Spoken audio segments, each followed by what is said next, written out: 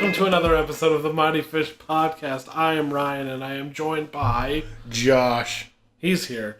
So, we are back with another episode. We've got 2 new movies to talk about. The summer drought is mostly over. Kind of. Things are ramping back up, although not to a level that I would have expected. Sort of. I'm sure we'll get into that later, but we're going to be talking about 2 movies today. We're going to be talking about The Golden Circle, Kingsman 2, as well as another sequel, Blade Runner 2049. Blade Runner 2049. That, The blockbuster that no one gives a shit about. the blockbuster we all needed? Yeah. The phenomenal sci-fi tour de force. Yeah, the cultural phenomenon. Blade Runner. So, how you doing, Josh? I'm doing all right, man. I'm doing all right. Some good stuff going on right now. Yeah. No, it's an exciting time. It's like you said, it's picking up. Yeah, no. I was kind of naysaying through the intro, but yeah, no, things are getting better. No, but it's good to be back in the studio. It's good to be recording this. The studio, by the way, is it's shaping up. It's finally in its final form. It was in a lackluster, hastily put together way when we were doing our movie nights, which we're gonna start again. Yeah, we need to pick those up again. We need we gotta mount a TV on the wall. That's about it. Yeah. We gotta get a TV to mount on the wall. Yeah. Oh no, I'm gonna take them out from my room. But really? Twitch TV's house Mighty Fish Podcast. Or no, it's Mighty Fish Productions. It's Mighty Fish. Whatever. So yeah, we'll do a spiel at the it's end. fucking in its final form. We're relaxed. We're in an actual position that makes sense. Yeah, I'm sitting in a comfortable chair. I'm not leaning forward on a couch that I've moved into a precarious position. Just sideways in a square room. It's really weird. Well, let's fucking get right into it then, I guess. Let's just fucking it's do it. Movie time. It's movie time. The first movie we watched this week was the sequel to Kingsman: The Secret Service. Surface. I thought you said surface. I said surface. Service, based on the best-selling comic book that nobody's ever heard of. Apparently, it's a big deal over in England. Is it? Because it's apparently in England. I never even noticed it in the original. I only noticed it in the credits of this. Oh, really? Movie. You didn't notice in the first one? Uh-uh. No, it's funny because in the first one in Secret Service, Mark Hamill plays a professor that they're kidnapping, and I guess in the actual Secret Service comic, they're just kidnapping Mark Hamill. Mark Hamill, nice. Yeah. That's funny. But yeah, anyway.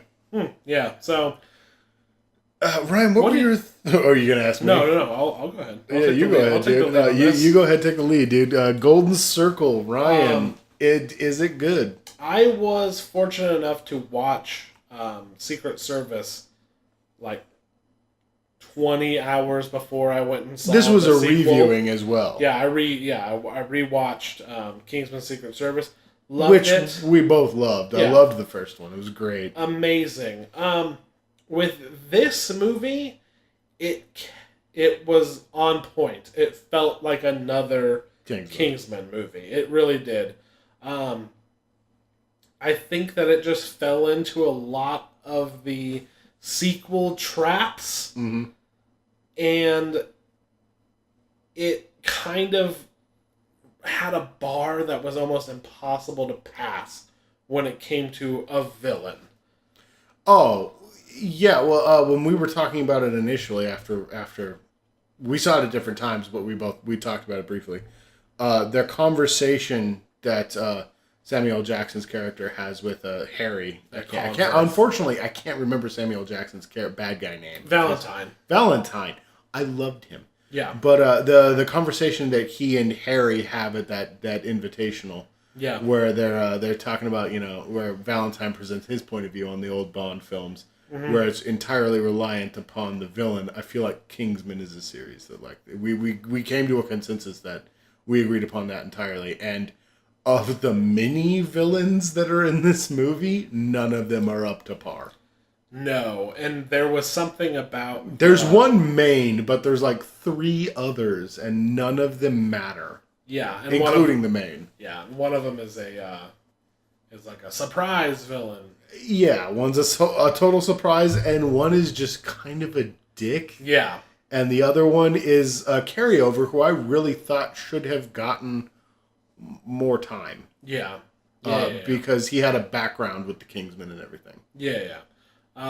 So, I mean, overall, it had the same good action. They went a little over the top, and I think they focused on it a little more than the first one, which was okay. Let's just get into spoilers here. Could I throw my thing out there before we get into it? Dude, fucking me. I feel like the movie was good. The problem is that they went bigger, and bigger does not always mean better. Yeah. And like I said, the sequel tropes. The sequel tropes, yeah, exactly like you were saying. I feel like there were too many plots going on in this movie, and it's very, very convoluted, and there's no satisfactory end to any of the plots that they started. I enjoyed the movie walking out. I didn't regret my time. I just felt like they could have focused on certain plots more than they did. Yeah. Too many characters, which is, like you said, that's another sequel trope. Yep. I'm just naming them. Yeah. I guess it just kind of falls apart. Yeah, going into spoiler territory, it's like, I mean, it's not really a spoiler. Colin Firth comes back. Yeah, we knew that was happening. There's a little bit of a reveal with that where it's like, he's there, but he doesn't know who he is. Yeah, he's got amnesia problems, and that's one of the plot lines what I'm talking about, where it was just kind of like, it was very watered down, and there's this very cool scene towards the beginning of the movie where Eggsy, Taron Egerton, I think is his name, is talking about him, and there's kind of like a little bit of an emotional reaction. I enjoyed that bit when he talks to the stuffed dog. Yeah. Which was the comedic Mr. bit Pickle. of it. But he gets a little choked up, dude. And I liked that because I know Harry meant a lot to him in the first movie. Yeah. And there's this really cool emotional attachment he has to him, and there doesn't seem to be like kind of a beneficial payoff to it. No, and we get to this point because the Kingsmen basically are wiped out again. And that's one thing that I wanted to bring up too, if you'll allow me a minute here. I'm worried that if we continue this series, if the franchise continues beyond this one, we're gonna fall into that Mission Impossible scenario where every movie they've all been disavowed, or the list has been leaked of agents. That being said, even in the first movie, I found it odd that there was ever only one, maybe two actual agents ever there. Yeah. They all phoned in from somewhere else. That's another thing. Where are these other Kingsmen? Yeah. And that was something that carried over into this. And you're right. Like, they were wiped out. They're like, well, we have a doomsday protocol. And they find out, they just find a bottle of whiskey, and it's Statesman whiskey. For the Statesman whiskey, yeah. Yeah, and they go there, and they join up with the Statesmen. Who essentially save them. Yes.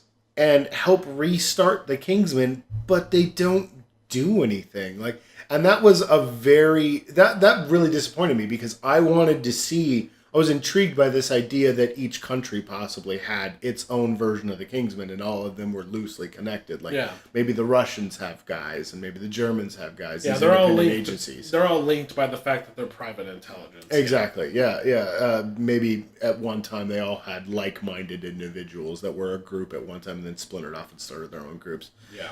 And the Statesmen are very underutilized in this. You get introduced to Tequila right off the bat, Channing Tatum's character, who, like, I love Channing Tatum. I think he's fantastic. Yeah, he's hilarious. He's got great comedic timing, and he's charismatic. He's a fun dude to watch. I love him in the Jump Street movies. Oh yeah, and he was great in the 5 minutes. In the 5 minutes he's in this movie, he shows up and is immediately dismissed. Oh yeah, and then you get Jeff Bridges, who's fucking Jeff Bridges. Yeah, he's doing his thing. Yeah, and doing it well. But he does nothing. He's kind of wasted like Michael Caine was in the first movie. Exactly. And then they get Michael Gambon. Or Michael Gambon. Yeah, we'll get into Michael Gambon and Roxy as well in a second here. It's just, and then you get Pedro Pascal, who everybody knows as Oberyn Martell from Game of Thrones, and also I can't remember his name, but he's in Narcos as well, and he's great. And he was also in The Great Wall. If you saw that pile of shit. I feel like pile of shit is actually giving it too much credit. Too much that credit. Movie is it's just not even a like movie. that. We didn't even talk about it, did we? I think we brought it up. No, I brought it up, and then we were like, yeah, and then we moved on. And I may have even edited it out. I don't think we even talked about it yet, dude. That is the most blasé film I've seen in a while. We either glossed over it as a joke, or I edited it out completely. Yeah, I don't think we ever talked about it. That movie was just. I definitely brought it up on microphone one time. Yeah, okay. But yeah, he's in that movie too, but I was talking about roles that mattered. He shows up. There might be somebody who hasn't seen all that stuff and has only seen The Great Wall, man. Come on. That's okay. Maybe I'm being too harsh on The Great Wall. Absolutely not, but you gotta realize there are people out there with terrible taste. Oh, I love them because I have terrible taste. Oh, yes, you do. But, no, like, he shows up, and he's just there to do all the cool action bits, and then he's gone. Then he disappears. Yes. And then he comes back, and they do this whole plot twist with him, and it was like, yeah, but I saw that coming. Because they... Yeah, this is a story... I don't even know if it's really a twist. It was mostly like a character says a thing, and we're supposed to dismiss it because he's dumb. But it's like telegraphed. Turns out that he is right. Yeah, exactly. So it's like, I find it hard to call that a twist. I didn't know how to refer to it. This movie, in its narrative and its plot, is nowhere near as clever as the first one. No. But still has the charm and character of the first one. Well, and that's the thing that bothers me is because I'm talking shit about the Statesman and everything. Everyone that plays a statesman and everybody from the Kingsman that survives does a fantastic job. Mark Strong does great. Taron does fantastic work. Colin Firth is amazing as always. I love Colin Firth. I think he's great. He legitimately creeps me out in this movie because he's all fucked up. Because when he's fucked up, when he's all fucked up, dude, he does a great job of being all fucked up. He's great. Jeff Bridges, for the brief scenes he's in, is great. He has all these little character nuances that I believe that Jeff Bridges just added. Yeah, he did great. Channing Tatum, like we said, for the brief 5 minutes we're introduced to him. I think the weakest part was of the spy characters is Halle Berry. I was just gonna say, Halle Berry. She's just Halle Berry. They briefly try to have a quick relationship. Briefly is being kind. Between Merlin and her, and Whiskey and her. Yeah, and Whiskey and her. Whiskey, who is Pedro Pascal. I didn't say his name. To make him Whiskey. He goes by the codename Whiskey.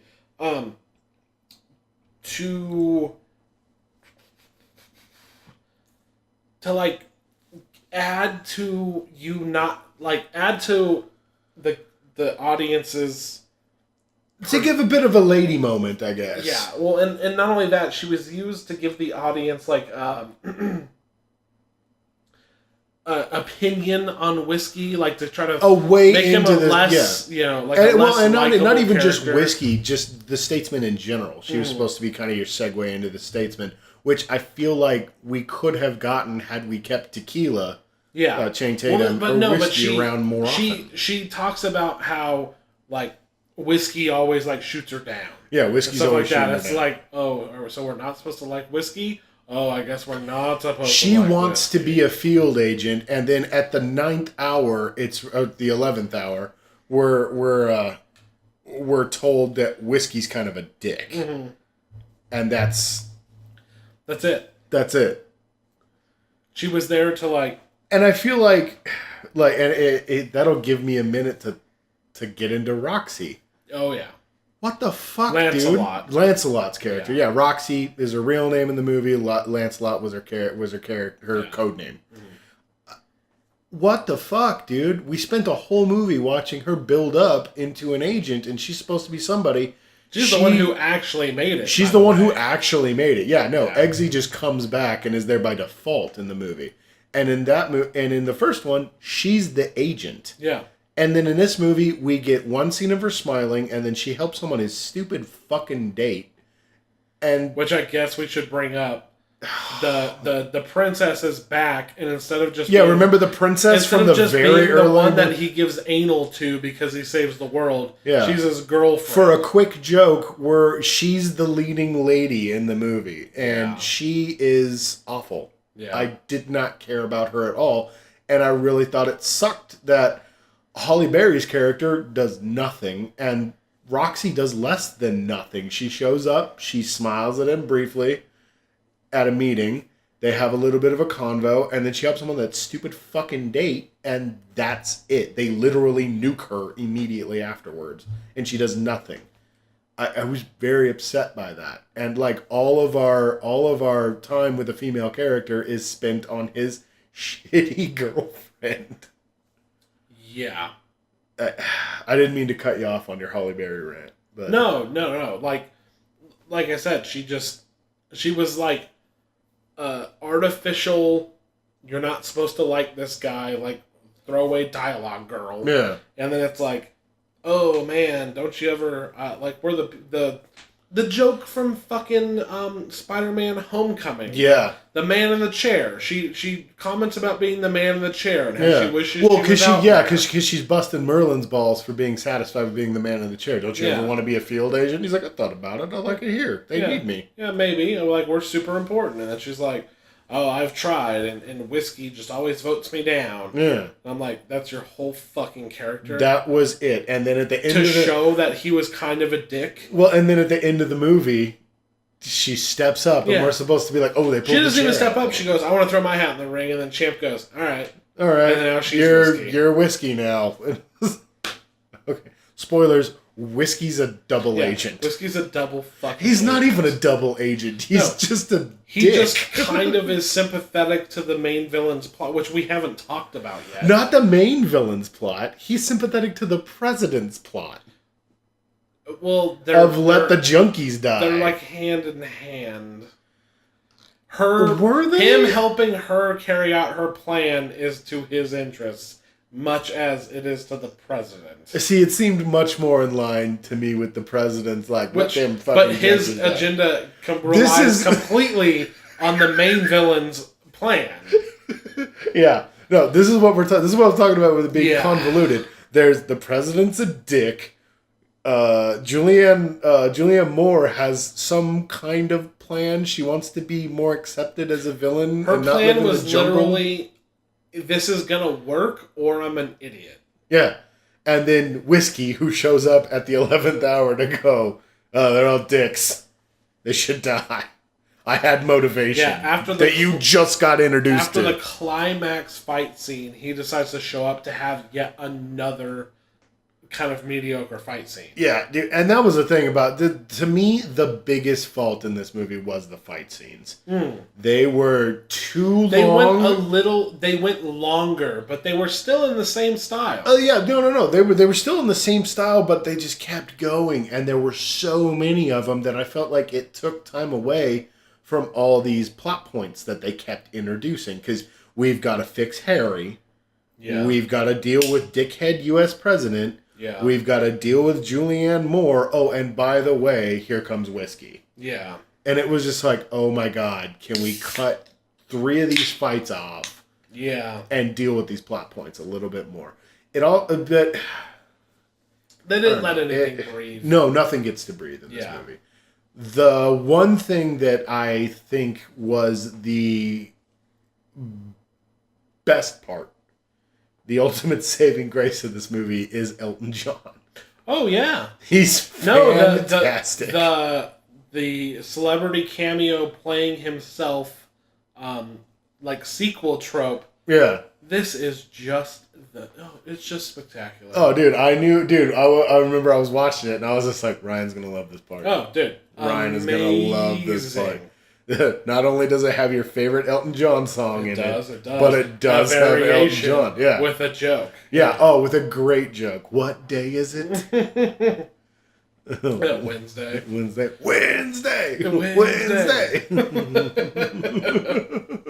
Yeah. He jump kicks a man while dressed as a parrot. Yeah. It's beautiful. It's funny. It's funny that you said like he hasn't been doing that for years. I'm like, yeah, but like she wants him there to do that shit. Well, and that was what I thought was funny about it is he hasn't done that in forever, and then she's just like, no, I have this weird retro thing going on. Like that didn't add up at all. Julianne Moore has a great intro in this, and I was really on board with her. And then after that, she just takes a nosedive. Yeah, she's a psychopath that's meant to be intimidating at first. Later on, she's like very like Beaver Cleaver type of woman. Yeah, and then she's just an idiot with a terrible plan and not. No, she just didn't work, dude. No, and it's not even like holding her up against Samuel L. Jackson, who was a brilliant villain, one of my favorite film villains. Yes, she just sucked. Like she wasn't, like I said, great intro, and then after that, like her plan is dumb. Her whole thing is she has robot dogs. Yeah, she has robot dogs and a robot stylist. Yeah, that has a grenade launcher. Yeah. And she gave Charlie a robot arm. Yes. The other dickhead in the movie. Yeah. Like that was the thing. Like when you're interested, when you're introed to Charlie, you don't get enough time to really, because he looks different. Yeah. You don't get enough time to really process that. Holy shit, that's that snobby fuck from the first movie. They do like a little, but they do glasses, like a yeah. And I had the. You watched the movie the night before. I just watched the movie the night before, so I was like, oh, that guy. Yeah. But it just didn't work for me. But at the same time, like I left there going like, oh, that wasn't so bad. No. I enjoyed the movie, but it's like they didn't missed opportunities. They barely even. It's like you can't win. Do they make the same movie again? And I liked that they poked fun at that sequel trope because they do the whole underwater scene again with Harry, and he just freaks out, and that doesn't work out. And then they go into the pub fight. We're gonna watch the pub fight again. Yeah, and he's got no depth perception because he's missing an eye, and he can't fight for shit because he's crazy. Yeah. And then whiskey steps up, and it's really arguably better. It's arguably a better scene. Yeah, because it wasn't one that went on for too long. No. Yeah. Well, and I like they kept cutting away where they were talking to it's Merlin and Harry and Eggsy. Like he's like, what's wrong with me? I just got my ass kicked, and they're like, yeah, Harry, you're fucked up. Yeah, it's gonna take some time, man. The one thing that didn't work for me the most was Merlin in this movie. Because every time we're talking to Merlin, what happens to him in the film is telegraphed immediately, because every time you talk to Merlin, it's some kind of info dump about Merlin. Yeah. Because as cool as he was in the first movie, and as cool as he was in this movie, you don't know a lot about Merlin. Yeah. And then just every time you're talking to him, this is my favorite singer is John Denver. And da-da-da-da-da. But like, it just didn't work for me. So his sacrifice at the end of the movie was just kind of like, eh. Although I did really get a kick out of him standing there on a landmine singing John Denver. John Denver, yeah. That was super funny. It was funny, when the movie started, I was like, is that Country Road on bagpipes? Because at first I thought it was just, what is it? You take the high road, I'll take the low road. Mm-hmm. And I was like, no. That's John fucking Denver. Sunshine on my goddamn shoulders. Sunshine on my goddamn shoulders, John Denver. Yeah, I mean, overall, you like Kingsman. You're going to like this. Yeah, it's good. You're going to be disappointed it's not as good as the first movie. And it's not, great. But honestly, in a fucking summer of bullshit. Yeah. It was nice. It was nice to go to a theater and watch it with two other people. I know. I watched it with one other guy who creepily sat at the top of the theater in the corner by himself. Yeah. And it scared the shit out of me, man. It creeped me out for the whole movie. I was in a 200-plus person theater, a large format theater, with 3 other people watching that movie. Yeah, so, man. I don't know what's going on. This summer has just been amazing. Yeah, dude. It's just like, I don't know what's going on, dude. The theater is just not working for people these days. No, and that... I think that's that leads us. That's going to lead us straight into. Yeah, why don't we just use that as a segue? The main feature of this episode, Blade Runner 2049 is out, and we saw it, and it was fucking amazing. Spoiler alert, but yeah, there was probably 15 people in that same movie theater. 15, 20 people in the same exact theater that you... Because I went with you to see this one. Yes. And was that the same theater that was you saw? The exact same theater. There's only the one XD theater. Dude, I am very glad that we went and saw that on the biggest screen we possibly could. Yes. With the best sound. Oh my god, dude. Yeah, it was, But anyway, let's get into the movie. It is... Okay, let's start. It was fucking here, and it was fucking... something to behold. It delivered to me, dude. I was very on the fence about this. You were a little bit more gung-ho than me. Yeah, well, but like, in a world where a Force Awakens and a Jurassic World and all these things are happening, and you're just like, we're gonna have these soft reboots and rehashes and all this. This was a sequel... A straight-up sequel. Yeah, but also in, like... its own movie. I'm trying to think of a sequel that is like this. It's almost a reboot, but not, like... It lives in this weird world where it's like, you want to call it a sequel, but it doesn't have all the same characters. You want to call it a reboot, but they're not rebooting shit. It's a soft reboot? No, because they usually rehash a lot of stuff in a soft reboot. It's like... It is its own movie. It's just... another movie within this universe where something important with former characters happened.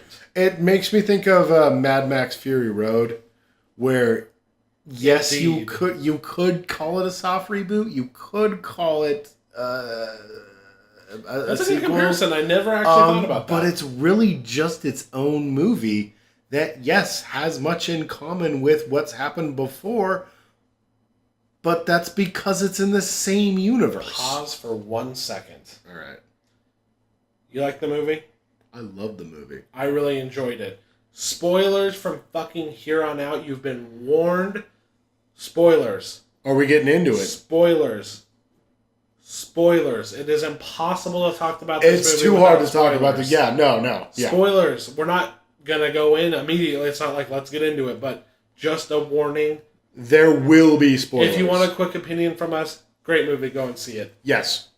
I love this movie. This is my favorite sci-fi film in a long time, dude. Yes. And it's pure sci-fi. It's not a space opera. Nope. Like, because Star Wars and sci-fi are two totally different. It's less of a noir than the original. Much less of a noir. It is very much... Ryan Gosling does an amazing job, again, channeling his Drive performance, I think. Yeah. Robin Wright is amazing. I don't know who played Love. Mm-hmm. I do not the Wallace replicant, but she was fantastic. She just increases in evil crazy. I will say this too, if you've seen a lot of the promotional material, we didn't watch the shorts, which I think we're kicking ourselves for. Yeah, I'm definitely kicking ourselves. But when it comes to the trailers, I feel like those trailers had nothing to do with the movie at all. The trailers make it look like an action-packed sci-fi crazy an action-packed, very heavily reliant on the original movie. Yes. This fucking movie does not bring up other than lore or backstory or world building type shit. Does not bring up past characters until like literally the last 1 minutes. was a total surprise to me. Mm-hmm. Mm-hmm. But no, this is a very slow-paced thinking film. Yeah. Like, you really have to concentrate on this. It's much in the vein of the original. But I honestly... And not even... Oh, God, okay. I honestly think, like I said, less noir. Much more less. Straight sci-fi, straight surreal, straight... Mm-hmm. I'm going to get into it probably after we go over a little bit more, but a lot of similarities to other sci-fi movies that I've liked recently. This movie pulls so much from so much sci-fi over the last few years and does its own version of it, and it does it so well. All the performances are great. The story's great. It's huge in scope. Oh. I understand why the budget for this was so huge. It's not just on set pieces. Or scenery, dude. This is the best fucking sci-fi I've seen in forever, dude. Oh, yeah. In a long, long, long time. I'm really starting to become a fan of this, what's his name? Denis Villeneuve. Denis Villeneuve, dude. I'm really digging this guy. I know he's up for Dune. Yeah, that's and what I've heard. I am incredibly interested in seeing what he's going to do for Dune. If you go back to our 2016 wrap-up, I was very disappointed in Arrival. Yeah. And that kind of made me... Like, everybody's like, oh man, he's making the new Blade Runner. Like, how fucking dope. This guy can do sci-fi. And I was like, can he, though? Yeah. The answer is yes, he can. I believe that the source material in the book that Arrival was based on, it didn't work for me personally. I think I brought that up. That I was almost... It was... Well, because the first half of Arrival is very, very good. Yeah. And then it's just... But the problem is, like, it telegraphed its ending right at the beginning. Yeah. You knew exactly where the story was going to go. And it was a personal thing for me. Like, it's yeah. not, like, what it did was executed good. I just... the ideas are I didn't great. want it to do that. And, like, that's the... I struggle with those types of criticisms. I wanted to focus more on the communication struggle. And this one is very focused on what he wants to do. No, that's one thing that I was saying to you earlier about this as opposed to the last one. It gels so much better. It's a better made movie than the first one. Yeah. Structurally. Yeah. He does a great job. That's a bold statement. Oh yeah, no, I know. To say, but I'm gonna have to. I am a huge Blade Runner fan. I have seen every iteration of this movie. I've seen the original theatrical. I've seen the director's cut. I own the final cut. Here's the thing, though. This is the finished product. I was gonna say, have you seen anything in the last 30 years that attempts to do anything like Blade Runner? On the scale that Blade Runner was at. Yes. Prometheus. Okay. Shut up. And also, it's like, yeah, like, just because nobody else was doing it. No one has done it well. Yeah, once they did it again, you're like, holy shit. You know what I mean? The only one that I can think of that's on the same level of thought-provoking type of sci-fi, I gotta go with 12 Monkeys by Terry Gilliam. I have not seen that movie. I was gonna say Minority Report. Minority Report is very much Blade Runner light, dude. But that's another one that does it well. What it does well. Yeah. I love Minority Report. So it's like this, Blade Runner has been held to this very, very high, up on a pedestal. One of the best cult classics out there. It's got a high status, and rightfully so. And it's like... Because it's a beautiful work of art. It's not crazy for us to say that this, like, kind of outdid it, because that one held up for so long because, like, nobody tried to outdo it. No. And now that somebody tried, the fact that he succeeded, holy shit, man. Dude, the least you can say, I believe, is that it lives up to the original's artistic vision. At the very least, it is on par. It deserves to exist alongside I agree. That piece of art. I agree. I think that the story of this one,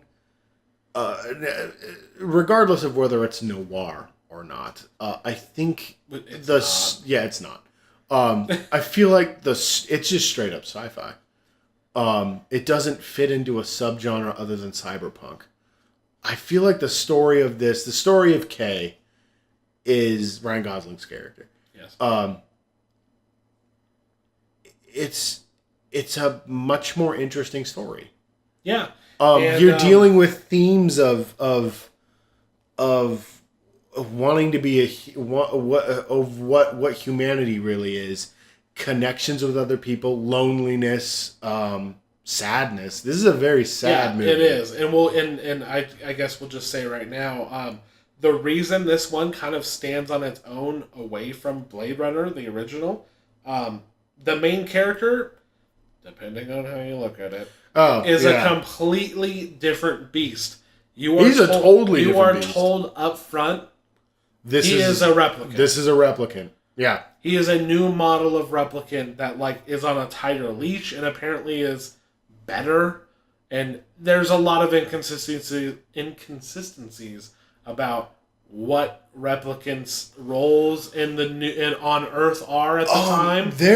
That's where it gets a little muddled for me. It does get a little confusing in there because, apparently replicants are cool, but they're not cool. They were banned. As long as they're good again. Yeah, as long as they're within their lifespan, I guess it's okay. Yeah. Well, it was they can't be on Earth. And now they're illegal completely. Well, these new ones are cool and they can be on Earth again. Yeah. Kind of confusing. I don't know, but it's here kind of the nature of the beast. It's here nor there. He is a replicant. Yeah. Who is, on a tight leash. And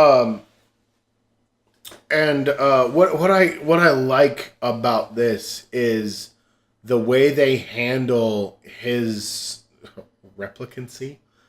I don't know, replicanthood. They do it in a nonchalant, obvious kind of way. Like the fight with Batista. Yeah. And by the way, fucking Batista. Yeah, nobody really talks about it. Batista, I didn't even think about it. Batista, the wrestler, delivers a fantastic performance at the beginning of this movie. I thought he was great. He's one of the best character actors of our time, Josh. I will agree with that 100%. Dude, I said that in a sarcastic way for some reason. Yeah, I don't know why he did that. I meant that sincerely. Dude, he was...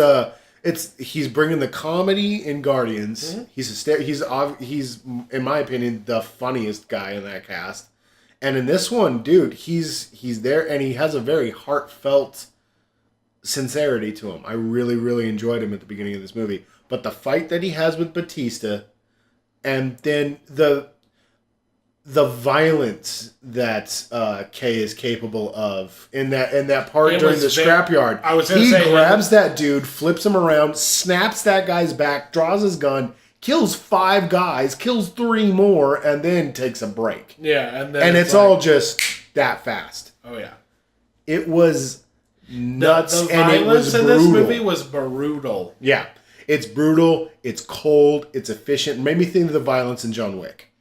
And I almost feel like firearms in this world at this point are only meant to take down robots. Yeah. Or replicants, androids, whatever you want to call them. In this world, do they call them blasters still? Yeah, they call them blasters. Yeah, okay. They're still called blasters. Something that, by the way, my dad watched Force Awakens. I think it was the first Star Wars he watched in a long time. Oh, really? And Captain Phasma, it says let me see your blaster. Inspect your blaster. And he's like, blaster? That's so stupid. And ever since then, I've just been like, blaster is kind of to the point. Blaster's dope, dude. I love blaster. It's made me think of, I don't know. Because that's all just it made is. me think of it more. Blasts. But they call them blasters, so that's cool on my book. Yeah, it's just everything seems like it's powerful and it's high impact and it will fuck you up. Yeah. The sound effect they use for all the guns is And we were in XD theater with the fucking Oros sound or whatever the fucking Axmos or whatever. Yeah, whatever the hell. One of the good sounds. One of them good 11.1 sound systems. You could feel every fire from those guns, dude, and it was super dope. It rumbled for sure. And then one of my favorite scenes, speaking of the nonchalant strength that they present you with, is everything seems effortless to a replicant. When Harrison Ford, we're obviously in spoiler territory now. Yeah, that's why I did 14. Yeah, that's right. Yeah. Warnings. When he pulls the typical Harrison Ford anti-hero move, runs through that door during the escape and locks it behind him. Yeah. He has no intention of helping Kay. Yeah. And then what does Kay do? Boom, straight through the wall. Burst through the wall without it's made out of paper. Yeah. Just again, we're talking about like he's revealed as a replicant right off the bat. Right off the bat. You know what he's capable of. Yeah, which was fantastic. And that's another thing. The story, it's some people will think it's a detriment, but it keeps you invested that you think you know what's going on. Yeah. And then it's like... You have absolutely no idea what's going on. on. You don't know what's going on the whole time. Yeah. You think you do, and you are on the ride with... You are in Kay's descent with him. Oh, yeah. And it is a descent. He goes straight crazy. God. There is not an interaction or a character that was, like, completely unnecessary. There's one that's close. There's one that's very close. But it was mostly close. in service of another group of people that were unnecessary. But she served a very good purpose. She did. And then this is, to go back to what I said about Kingsman, where there's a lot of plots going on and it ends up being convoluted. This is another movie where there's a lot of plots going on, but every plot serves a purpose, and it's all a micro story. Yeah. And they all come to satisfying conclusions. Like I was saying about the loneliness in the movie, Kay and Joy is one of my favorite parts of the movie. I love their relationship, and I would love to... It's that Blade Runner thing we were talking about earlier, where they're dipping their toe in so many different pools to give you a look at this crazy world, and you don't get all the answers, and it makes you want to spend more time in that world. You don't like... Joy is a companion program, I guess I would call her. She's like she's literally a she's an AI. She's like a Cortana. She's a holographic entity. She's an imaginary wife girlfriend kind of thing. And she's not she's not replicant. She can't physically do anything. No. And like she's programmed to be your perfect... But I think she still has the mind that they put into the replicant. Yes. So. I think she's... Yeah.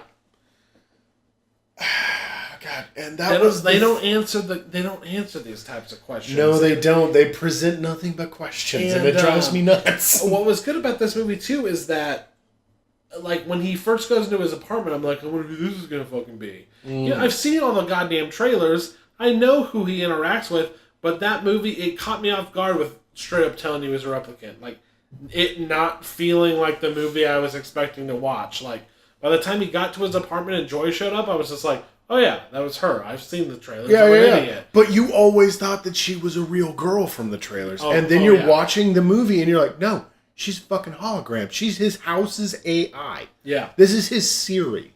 And it was... They had this a great, very touching relationship. And it made me wonder, had she progressed beyond the AI that she is intended to be? Or was she just saying all the things that, like, she's supposed to say? I wondered about her evolution as a character, because there's the point where they gotta go. And she's like, no, put me in the mobile device. She had no dedication to her maker at all. No, she did not. She had dedication to Kay, a.k.a. Joe. A lot of her vibes, obviously. Very much. There's her no vibes. getting around that. But like, So it's like if I take what I know from that, it's like she was her own individual thing. Mm-hmm. Although it was odd that all Joys were the same. They looked the same. Looked exactly the same, except for the one that he talks to at the end of the movie with the blue hair and the black eyes. But she had blue hair. That was it. She had black eyes. Yeah. But she was also a gigantic. Advertisement poster. Yeah. Yeah, dude. No. Joy and Kay's story really, really got me. That reflected on the loneliness of it to me. And the loneliness is represented so much in all of the visuals. Everyone in this is presented as a solitary figure. Jared Leto, who also, I forgot to bring him up, fucking kills it. He's a fucking nutcase. Yeah. In real life and in this movie. Yeah, oh yeah. He's by himself. Love is by herself. It's so... And random people that he interacts with, totally by themselves. I think the only guy that was surrounded by things was the dude that ran the orphanage. Mm-hmm. I thought you were going to bring up the Captain Phillips guy. Oh, Captain Phillips, the alligator man? Alligator man. No, not alligator. Well, horseman. Yeah, the horseman. I was like, alligator man. I'm sorry. We watched the original Blade Runner. Which was also snakes. Yeah, which was snakes. Reptiles, man. Fucking cut me some slack. But, I was just like, I'm the captain now. Yeah, dude, no, I noticed that too. I was like, I'm the captain now. I'm the captain now. But, no, everybody's so alone in this movie. And then he's got Joy. Mm-hmm. And it's beautiful. Like, he is dedicated to her. That's his lady. Yeah, oh yeah. And that's where I wonder where the line for her is blurred. Like, is she, this unit of Joy, really in love with Kay? Yeah. Or is she just enacting her programming? Yeah, I mean, early on it's because that's that line of reality that's super blurred in this movie. It's hard to know. It's just like they just froze her because he was getting an important message. Yeah. And he's like, well, I gotta go. And she's just like, frozen. Yeah. And I'm like, okay. Oh, yeah, that part where he's on the rooftop right after he gets how does that play into, like, what she remembers? And yeah. Yeah, no, it's interesting. Like, their relationship, I wish I was into it as much as you were. But in my mind, I'm more like, another movie did a lot better. Oh, really? Because, see, I thought that this one got me a little bit more than her did. Really? Because I feel like they were doing something a little different with this than they were with her. No, and they definitely were. For me, it was again... It played in differently. Yes. But like, as far as, like, the modern day, like, this isn't modern, nor was her. It was set in distant Los Angeles. Like, again, distant LA, yeah. And it was, he was a more interesting character than Joaquin Phoenix. Obviously. And it wasn't, and the story didn't revolve around her, so it was a different thing. Mm-hmm.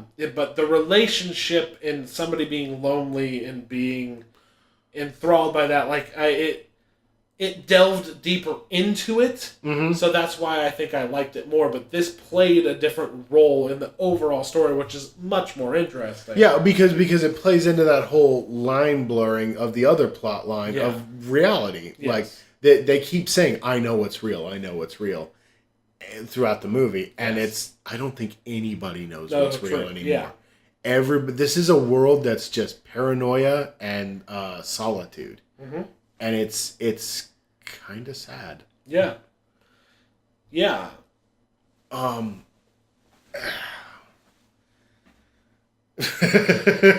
Also, this should be a good indication of the movie overall. We have not brought up Harrison Ford at all. I don't think there's much to talk about with that guy. He honestly did not need to be in this movie. No, he didn't. No, he didn't. He was there. Not that he took away from it. No, he didn't at all. No, because he's there for a reason. Yeah, like, that's what another good thing. It's not fan service. He's there for an actual reason, And it plays into one of the most heartbreaking scenes in the fucking movie, dude. Oh, yeah. Kay is led to believe that he is not a replicant. Yeah. And that he is, in fact, a hybrid.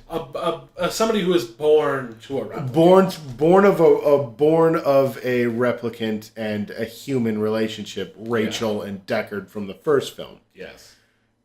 And also, I guess we should just throw out possibly replicant birth, because that is what Wallace wanted to do with breed replicants. We wanted to read replicants, but like I believe that we were talking about it earlier. I think Wallace was just being a prick. Oh, no. I'm not talking about in this movie what it's implying. I'm saying that there is a base out there who believes Deckard is a replicant. Yeah, that's true. That's true. I don't agree with that. I don't agree with it either. Yeah. But I'm just saying that is a possibility, because that was Wallace's plan. Oh, yeah, that was Wallace's. Yeah. To just breed replicants in general. God, I want to get into Wallace so bad, but I want to get this out of the way first. It's, where was I? Yeah, Kay is led to believe that he's the orphan child of Deckard and Rachel. Yeah. And it comes towards the end of the movie, he's fucking not. He's not at all. He's not at all. And it's heartbreaking. And especially, like, I don't know if it was meant to be because replicants aren't capable of true emotions that this felt so insincere, but that lady's reaction to him when she's just like, oh, you thought it was you. Like, I was like, you fucking bitch, dude. Yeah, her language, because I've read some of the reactions to the movie, her language was just like, oh, you imagined it was you. I bet we all wished it was us. Yeah. And, like, but some people were saying, like, she kind of put that in all of the memories she was putting out to replicants as a way to, like, mask it and make confusion. Okay. So I was wondering if they all had that memory. But the thing is without all that context, they would not know that memory. So it was her just being like, oh, I bet you wished you weren't a replicant. Fucking, yeah. You fucking idiot. Yeah, fucking whatever. And I was just like, no, but he's made to believe that because he has those memories. Exactly. And has researched everything, and it all falls in line if that memory were his memory, which it's not. No. But the person told him it was. Yes. Because she couldn't say it wasn't. Yeah. Dude, it's a throwaway line, to be completely honest. It is, but it's like still at the same time like a really sad part of the movie, because it's his driving force. It's what's brought him to that point, and she just shatters his world. Not to mention Joy perpetuates this. Yes, Joy helps him. Yeah. She names him. In thinking this. Yeah, she and gives him a name. Gives him a name. Which it came out of nowhere. Yeah, well, then you find out that you're a regular Joe. I know. A lot of, like, there's so much and that's what I was talking about. Like I don't know where Joy really is, and that's whereas with her, and that's the difference for me, dude. And that's why it's so much more interesting to me in this movie. With her, Scarlett Johansson, what was her name? Samantha. Samantha loved him. Mm-hmm. She also loved everybody else she was with. Yeah. Which she was his alone. There is, like I said, there's a lot more differences. It was just something like I just liked her so much that it didn't click with me as much. Like that's it. Yeah. Like if I was just like I saw her, I thought it was okay. Mm-hmm. Like I'd probably be more on board with it. But I just couldn't help but being like, this feels a little bit like that movie I really like. Yeah. See, but for me the difference was I don't know where Joy really is. And for me, like, I believed Samantha really loved Joaquin Phoenix's character and everything. So she was a much more evolved program, and you watched her evolve throughout the film. This is a completely, like, over her involvement in it is much different. She is more a Jiminy Cricket to his Pinocchio than she is a lady friend. Yeah. She knows what she is, too. Yeah. Yeah. Like, it's odd. I believe that's why she really does love him, because her like unrelenting fucking obsession with telling them he's more than what he thinks he is. He's special. Yeah. Yeah, and when it comes down to it, I think it was just because she saw him as so much more. Yeah. So, like, there is a lot there. Yeah. I just it's just a very small part, while important and while very impactful, bit that I felt was a little bit too much like something else. I don't know. Yeah. Yeah, no. I get it. You want to talk about Robin Wright? Madam? Yeah. Yeah, go for it, man. I found her character one of the more confusing. Yeah. Well, it was confusing. She just lends to the confusion of what replicants' role on Earth at this time period is. Yeah. That's what I mean. Because she is pragmatic to begin with, and then almost emotionally attached, and then completely sympathetic. Yeah. And like you said, I you don't know where replicants really sit in this movie. And I feel like you're not supposed to. Like, no. Everybody's really conflicted about replicants. Yeah. Because you get hate. There's a lot of hate. But then there seems to be an acceptance as well amongst certain people. And it's interesting.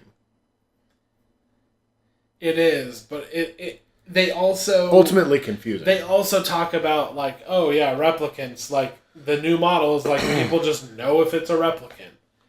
But then at the same time, I was like, but I don't know who is not a replicant. And I don't think we're supposed to. I think Kay knows who's a replicant and who isn't. I don't think anybody else did. Okay.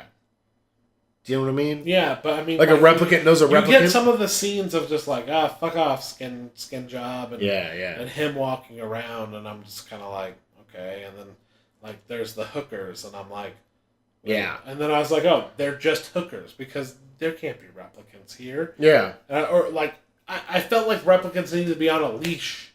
Like, yeah, well, that was what they set up, yeah. Yeah, so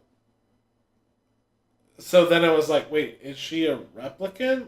I don't know. Well, who's in charge of that?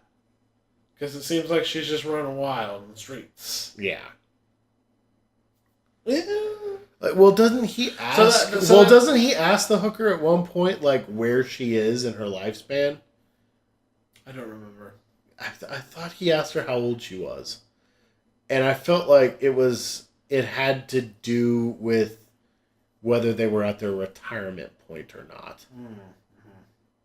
I don't remember. I'll get back to you on that. Yeah, well, like we said, this movie warrants a second viewing. Oh, for just sure. In general. It's Blade Runner. Yeah. Watch it again. Yeah, definitely. Bad initial viewing or not. Yeah. Yeah, Robin Wright, I really was intrigued by her character. I thought she was really cool. Yeah. Her character lended to the whole confusion on how replicants, like, what their role was or how people viewed them, but her character, her character just in general, I thought was really good. I loved her character. Like you said, she lent to the whole loneliness aspect, and while at first, I don't know, maybe she was just playing bad cop. Yeah, like hard nosed. Yeah. And as things went on, etc., etc. Yeah. She kind of softens on him, or we're led to see that she has spent time with Kay, and understands he's not a bad person and that he hasn't gone crazy. Yeah. Not gone crazy, because, I mean, he goes nuts. But he doesn't go the way that you're led to believe that replicants go, where they're out of control and they start murdering everyone. Yeah. Because, I mean... Like, they just have a normal working relationship where she's kind of just like the hard-ass boss. Yeah, she's the sergeant that's tired of his crap. Yeah, and she goes like on a tangent about like how very important the mission is, and like, yeah, yes, he is a replicant, and she acknowledges that, but at the end of the day, it was also like when push came to shove and things were going crazy, and he did what she wanted, or so she thought, she was like, you know what, like, I'm not gonna fucking throw him under the bus for nothing. Yeah. Yeah. Oh, dude, and speaking of that whole bit, his baseline test. Yeah. That was a much more understandable and much more easy to grasp logistic process than the Void Conf test from the original brainwashing element to it. Yeah. It did. But it's working his brain back to where it needs to be till he can repeat the process and it's when it starts to fall apart in that one scene, you can see why it didn't add up. Like why he was off his baseline. Yeah. There was a breakdown. He was not machinely repeating. And like you said, it's a brainwashing. And it is a brainwashing. It's just, but it's not brainwashing because it's programming, but it's... Yeah. Oh, God, it's another thing about that world that's so fucking crazy that I just can't get enough of. That's just scratching the surface of what is actually, because like in the original, it's just like we make humans, but we just made them. Yeah. This now it's like, well, they can be robotic that aren't even human at all. Yes. Or we can make more human ones. Or we need to track down these dangerous replicants, so we need a replicant to hunt them, and we'll make him like a good cop, but he also goes home and smokes cigarettes and hangs out with his girlfriend. It's a weird world. There is this strange duplicity of K. And it's funny, when the movie first starts, I'm like, oh, this is going to be cocky, cool guy Ryan Gosling. Yeah. And then he goes back to that, because he's very like, with Batista. Yeah. And then he goes back to the LAPD, and he's not looking anybody in the eye. Down and people are talking shit to him. Yeah. Some guys like yells at him or spits at him or something like that, fucking skin job or something like that, and he kind of does he jumps back a bit, and it's like, it's just interesting. And then like when he's on his own, but when he's with, I feel like he's his most genuine when he's with Joy. I felt like there was going to be an iRobot thing going on where it was like he did that because like he could clearly fucking kick any of their asses. Oh, like, yeah. Love destroys human beings. Yes, she is terrifying. Yeah. So I thought that there was going to be like he can't harm a human being, but like clearly he can. Yeah, I don't think that the Asimov laws of robotics apply in the. Also, I'm realizing now that I'm thinking of the people that he actually had any sort of physical contact with, and somebody could construe this into being like, no, he can't harm human beings. Oh. Proving that Deckard is a replicant. Whatever. No, because look what he does to the scavengers outside the orphanage. Amazing point. He fucking snaps a guy in half. He breaks a man in half and then kills like 7 other dudes. Good point. Fucking get rid of what I said. And I'm not on that camp. I just honestly, I like to explore that idea. Well, and then when him and Deckard get attacked. Yes. And those are dudes. Those are those are regular dudes with love. Yeah, that's true. And dude, we keep bringing her up. Something and something to note about the ending of this movie. The main bad guy is still kicking out there doing his bad guy thing. Yeah. Yeah, the only one who gets her comeuppance is Love. Yeah. And it's like, okay, she's just a pawn. Yeah, she was just his favorite tool. God, dude, we should get into Wallace. That guy has the most interesting god complex. Yeah. Because he's not the traditional, like, Judeo-Christian god. Yeah. Although I've heard people are just like, these Judeo-Christian themes in this movie. Oh, yeah, well, they're there. But, like, he's also kind of... I got Pharaoh vibes off the guy. Because he was just like, we cast aside all our slaves. Yeah. He's just like, that was stupid. We didn't have the stomach for it anymore. Yeah, we didn't have the stomach for it. And that's all he wants. But these are his children, too. So, yes, there is the traditional Judeo-Christian vibe. That's true. But he's not the god, he's a god. Yeah, what I read of it was to be born is to have a soul and that bit. And the miracle of childbirth. But that's just a creator. He's just a creator with... No, dude. Wallace is fucking crazy, dude. Yeah. I would say that Tyrell had more in common with, there's this weird, Old Testament, New Testament God between the two. Because Tyrell was kind of just a... Well, because Roy comes and asks for eternal life, pretty much. And he says no. Well, he can't. Yeah. He's like, at Inception, you're fucked. Yeah, you're boned. Yeah. He was more of just like a mad scientist. Yeah. Dude, which, he achieved something that's insane. Yeah. A little bit of Tron Legacy vibes. Yeah. With how they speak of Tyrell and what he was able to do, because he basically made a new race. Well, speaking of the way they talk about Tyrell and everything, I thought it was really interesting because it was kind of bothering me at first where they were talking about the ancient models and this being outdated and stuff. And I was like, no, but if you're thinking about technology, 30 years is eons in the world of tech. World of technology. Look at 30 years, Look at 10 years ago. Yeah. I mean, fuck. Smartphones were not a thing 10 years ago. Exactly. Yeah. No, and that's what I'm saying, dude. It's interesting because they're talking about... maybe the first iPhone came out, but it didn't have apps on it. Exactly. You know what I mean? Yeah. No, 10 years ago. It's nuts, dude, because I was just like, that's ridiculous. It was 10 years ago. That's why it's the iPhone 10, but whatever. Yeah, no, because I was just... But, the same point stands, dude. I was like, they're talking about this like it was fucking 100 years ago. And I was like, in the world of technology, that would have been forever. That's transferable. Exactly. Yeah. And not only that, this blackout they keep talking of, which apparently there's a short. Yeah, we need to check that out. Check it out. But that seemed to be very substantial. Yeah. In I don't know, almost explaining why things are so much more advanced. But at the same time, it's 30 years. Yeah, of course everything's going to be advanced. And I like the parallel of it's futuristic tech that we thought of 30 years ago, and now it's futuristic tech that we would think of now. I get it. Yeah.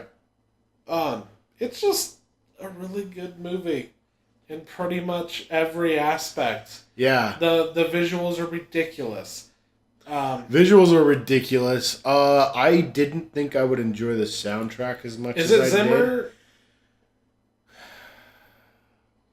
It's another one of those situations where it's Hans Zimmer. It's technically him. Where it's Hans Zimmer and another guy, so that guy made the soundtrack, and Hans Zimmer, who is his boss. The thing is that it had some of the bassy drones, but or the the fact that they synthed it up, and the fact that that was kind of a Blade Runner thing anyway. Yeah. No. That's what's weird. It would have annoyed me in any other film, but in this I was just like, no, that's Blade Runner.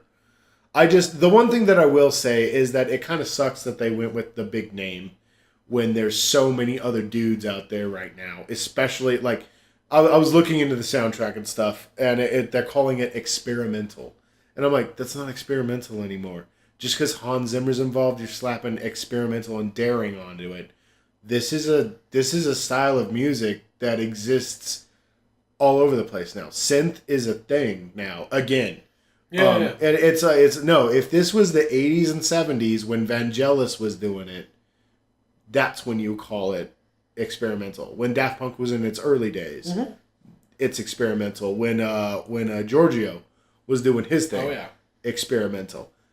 This is an accepted music style now. You got the guys from Survive doing the soundtrack for Stranger Things. Mm-hmm. Cliff Martinez, who did Drive and The Nick.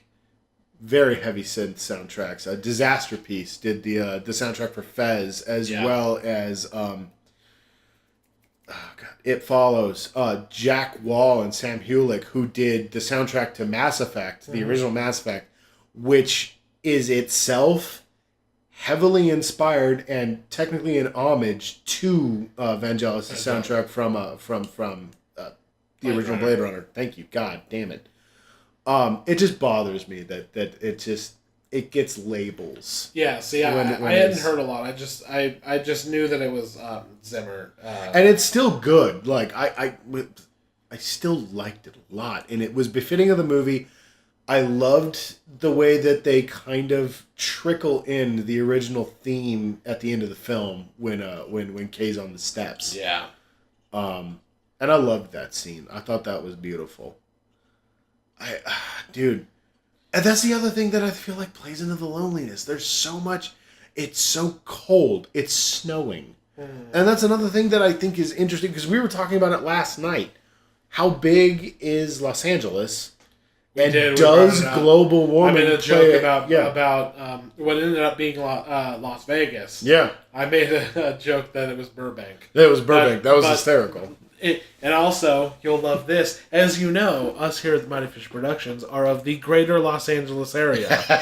And I believe Los Angeles in this movie is just called Greater Los Angeles. Yeah, downtown Los Angeles Prime, I'm guessing. Whatever. Because it seems like on their way to they're almost at goddamn San Diego. They're in San Diego. It's called the San Diego sector. And they're leaving Greater Los Angeles. Yeah, they're leaving Greater Los Angeles, entering the San Diego sector, which is a garbage dump. Yeah, apparently. Which would be like what's the goddamn county I'm thinking of? Escondido. Well, but what? Oh, goddamn, I'm an idiot. But like San Bernardino, fucking Paris. That county and shit. And I'm just like, no, that's still Los Angeles. Yeah, no, that's still the lesser Los Angeles area, I guess. Yeah, dude, this goddamn movie, man. I just want to see. I'm like, all right, now go way east. Yeah. What's going on there? Yeah, go beyond Las Vegas. What is China and Japan and Korea? Did you notice? What is Asia like? Did you notice in this movie that they almost downplayed the Asian influence, whereas in the first movie it's very prominent. It's very, very big. And they may have been a little wary. But like, aren't we trying to appeal to the Chinese and Japanese markets right now? Yeah, but I think just the subject matter and the imagery and stuff is good enough. Yeah. It was borderline. Those damn Asians are breeding like mice. They're gonna be taking over the whole world. That's how Blade Runner felt. Well, that was the 80s when like the culture was really starting to take off. Yeah. We loved the ninja movies in that time period. Yeah. That's no, dude, it is interesting. Oh, I brought this up earlier. Spoilers, anybody who doesn't care, we're in deep spoiler territory anyway right now. Gaff makes an appearance. Edward James Olmos did not even know he was going to be in the movie. You said it, and I actually said his name, and then you just glossed over it. But, I did, yeah. God, no. Edward James Olmos, out of nowhere, reprising his role as Gaff. Which almost completely cements the fact that I don't think fucking Decker is Decker's not a fucking replicant. Yeah. No, just that whole scene, I was telling you about it, I was like, it almost played out as the actual argument between Ridley Scott and Harrison Ford, where Wallace is like, maybe you're a replicant. And he's like, I'm fucking not. I love this movie, and I'm going to pay to see it again. Well, I'm going to see it again tomorrow. Today. Dude. Yeah. Everybody needs to see this movie. It is the most movie, and not a bad way, because I brought that up before. Movie, but it's the most it's the best example of why movies are great in a long while. Yeah. Yeah. Yeah. This is up there with, like, Hateful Eight to me. Yeah. In recent years. Mm-hmm. Recent examples of great movies. Oh, yeah. This one... Things like Whiplash and things like Hunt for the Wilder People. Nocturnal Animals. Nocturnal Animals. Oh, yeah. Like, yeah, dude, Stylish and riveting. And yes. Dude. And not only that, like, those are pretty concise and seated in reality. When it comes to fucking sci-fi, like, remember when we said we liked... Well, if you listen to the whole episode, remember when we said we liked Alien Covenant? Alien Covenant is trash. Yeah, compared to this is real classic sci-fi in its purest form. And, like, it's I was telling you, it made me think of reading, like, The Caves of Steel by Asimov, short stories by Ray Bradbury, Philip K. Dick, like, which is where everything's drawn from. But, like, it really felt like those world. Everybody talks a little weird. It's very... and it was very bleak sci-fi, too. Yes. Because it was a sad movie. There was a point we talked about the giant joy. I was seriously like, is this guy about to blow his like, I honestly thought he was going to kill himself. I honestly thought that was going it to for be him. the end of the I movie. thought that was it for him. Yeah. No, I'm with you on that one, where I was just like, fuck, dude, I don't think he can take much more of this, dude. I can't take much more of this. I was like, damn, dude. But, since we're on the subject of Alien Covenant and Blade Runner, if you'd like to go ahead and share your story with the class. I'd really rather not, because you tried to murder me. You were telling me for 2 days straight you were going to let everybody know. So, apparently Ridley Scott says that the Alien films and the Blade Runner films are all a part of the same universe. This is what I've heard and what I've read. I told Ryan this last night while we were sitting there on the couch watching Blade Runner, having a good time, being dudes with beers. He tried to murder me with everything in sight. He told me to get out of his house, I wasn't his friend, and that I'm not a human being. It was the worst time of my life ever. Dude, you come to my house, you talk that mess. I'm gonna kill you. I don't know what you expect. No, it was really funny, dude. And, like, after watching this and the first one, yeah, back to back, I don't fucking know. That's not because, like, I'm thinking about Alien Covenant. Because I'm just like, all right, and I'm these thinking, off-world colonies have androids on them. Exactly. Like, look, where and does these Wayland... disposable workforces are non-existent. Yeah, where does Wayland Yutani play in?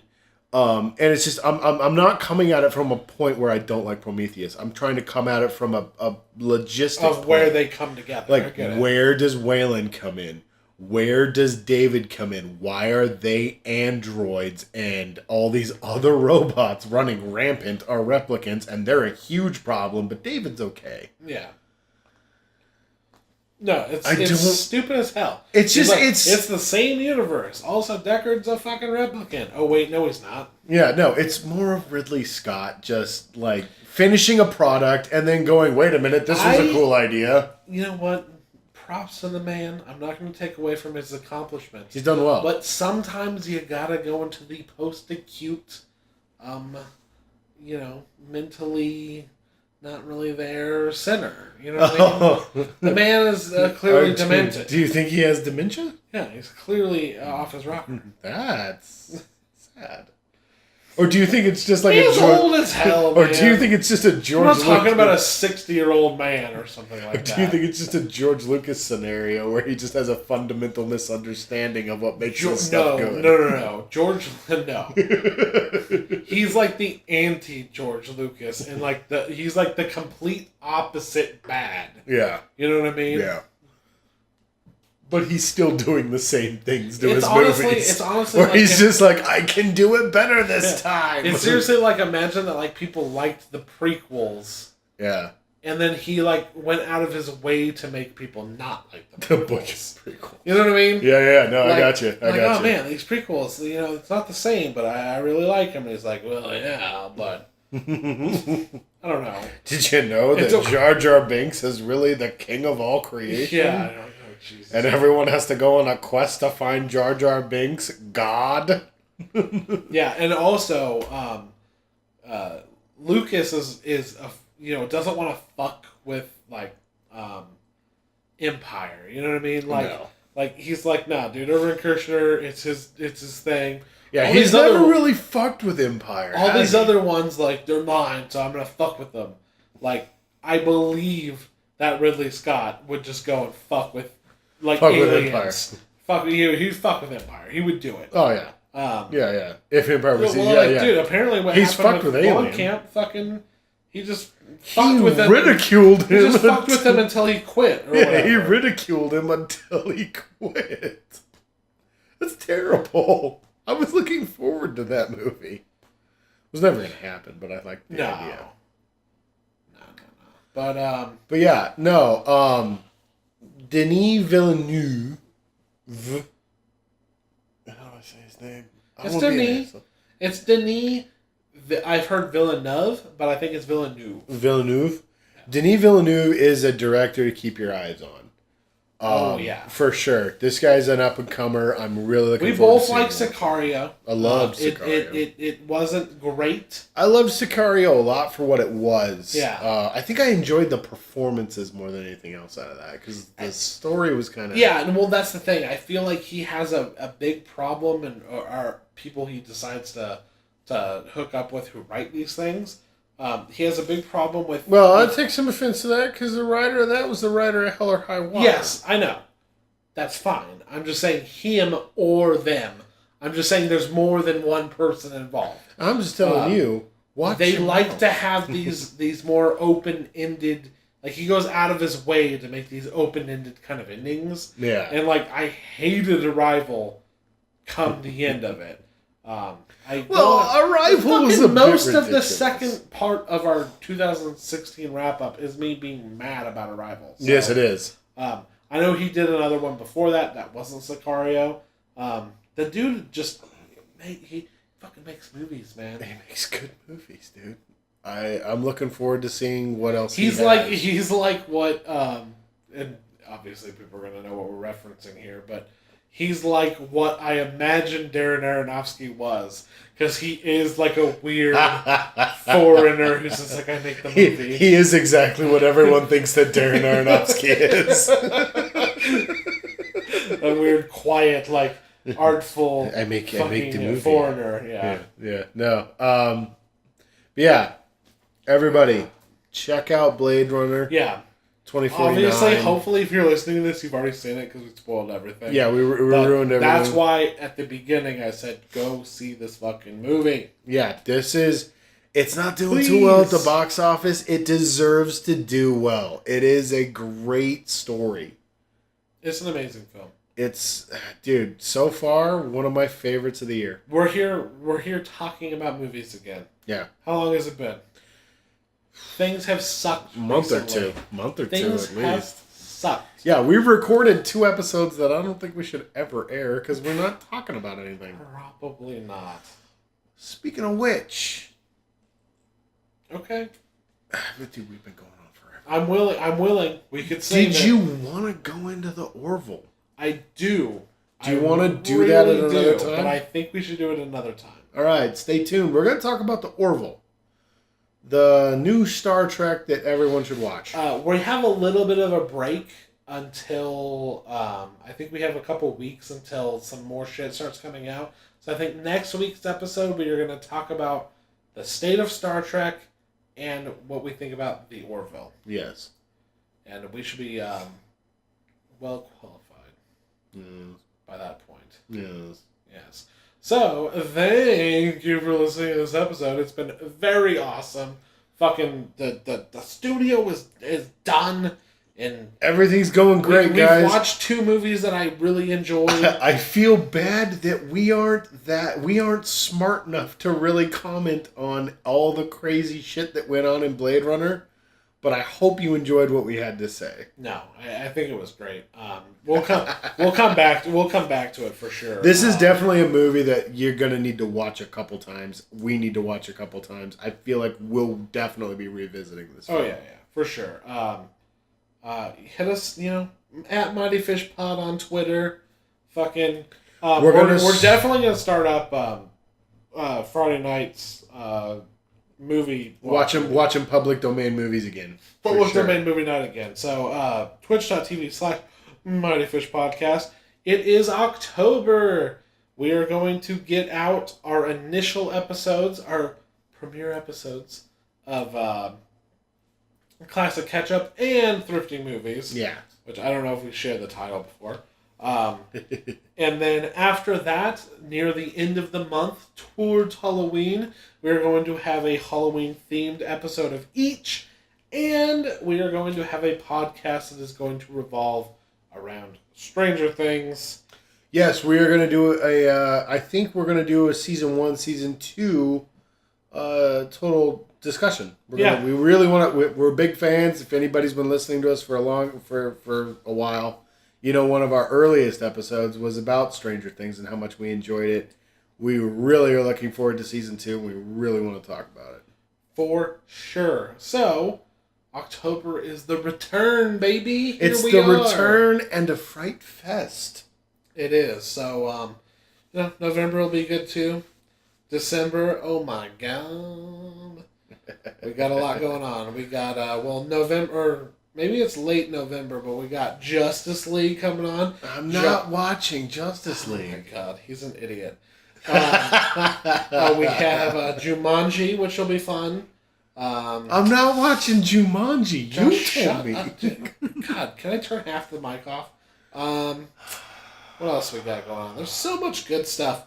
Nothing else kind of comes to mind. Yeah. It's mostly those. It's mostly Justice Thor, League. Justice League, and Jumanji. There's no other big releases. None at all. I hate you. So follow us at Mighty Fish Pod. We are Mighty Fish Productions. I am Ryan. I'm still Josh. And we will catch you in 20.